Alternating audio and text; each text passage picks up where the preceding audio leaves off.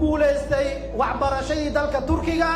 oo aduu alla idmo maalinka Isniinta ka dhoofi doona Aadan Cadde International Airport ardadaas ayagan maanta waan sagootin doonaa aduu Ilaahay yiraahdo halka waxa lagu godoonsiin doonaa fiisooyinkooda iyo sidoo kale admissionadooda iyo tikiidyada ku bixi lahaayeen laakiin ardadaas waxaan rabaa inaan dhaho antum salaf wa nahnu al-khalaf idinka haddaad naga hormartaan ardadan kale ayagan way soo dabahayaan waxaan rabnaa ardadan maanta meeshaan wada fadhiso iyo kuwa maqanba